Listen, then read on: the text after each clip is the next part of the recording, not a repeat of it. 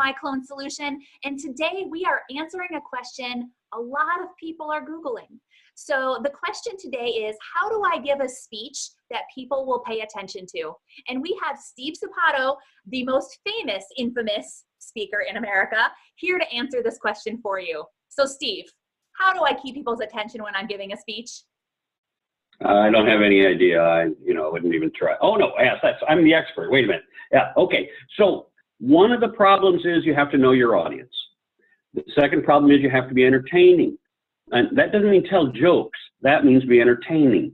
You have to use all of your assets. And so when you are afraid of being boring, how do I hold their attention? What doesn't hold their attention is boring. What doesn't hold their attention, and I'm really promoting this hard these days, is telling a story. And I'll qualify. I say being a storyteller, and most people will look at me and say, well, I tell stories in my talk or in my speeches, and they always say speech.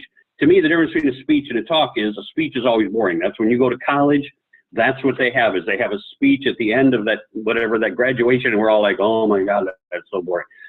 And when we do it, we give a talk. And the difference is I'm talking to you right now. I'm talking to Brooke. When you guys aren't on the computer, we're talking, we're sharing a conversation. I'm not giving a speech to Brooke. And the difference, of course, then is how we interact with our audience, whether it's one person, whether it's 1,000 people.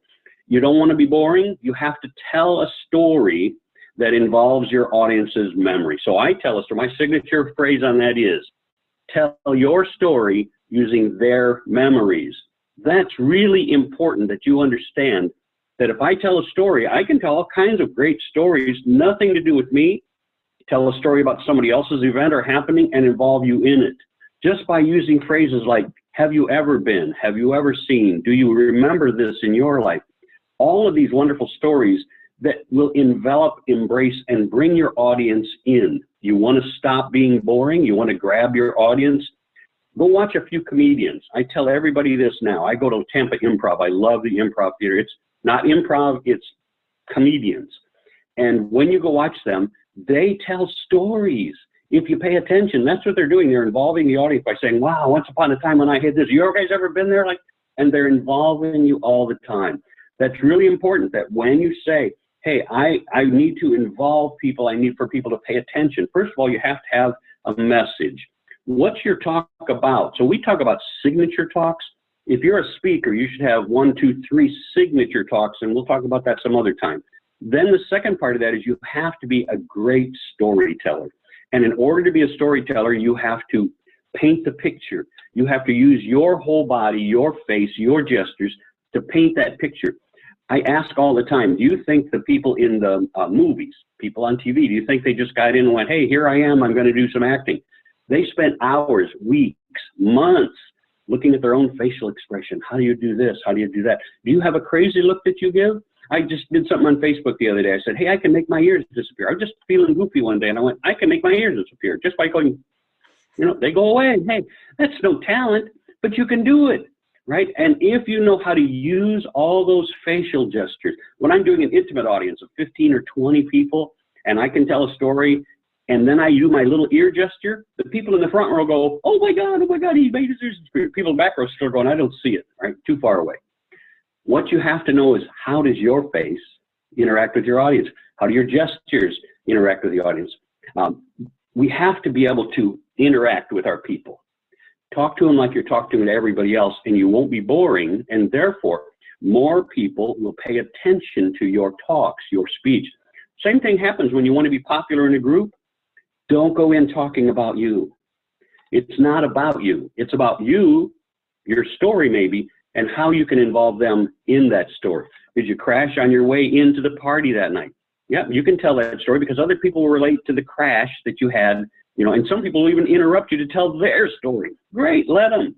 The one thing we know to do is listen to other people when we're in that situation. That makes us more interesting and more likely that they'll listen to our story.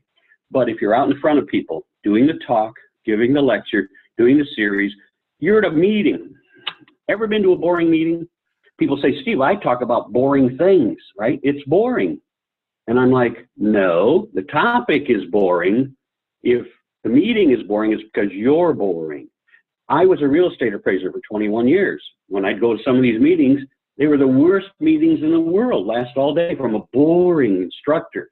And then you'd meet with somebody else and they had the greatest stories. You'd walk out of that same 8 hours going, that was good training, because they related the material to us. And that's what you have to do. You have to relate the material to your audience. You want to be boring? Talk about you. You want to be boring? Talk about the material. You want to be interesting so that people find you interesting and will listen to what you have to say. Then talk about your memories or your stories using their memories. Are we good with that? I hope so, because that's what it's all about. And you certainly look up storytelling, study storytelling, and study your topic. Make sure that you know your topic intimately, okay? Absolutely. All yours, Brooke, where you got? Thanks, Steve. You know, that's one of my favorite phrases is nobody cares about you. They only care about what you can do for them.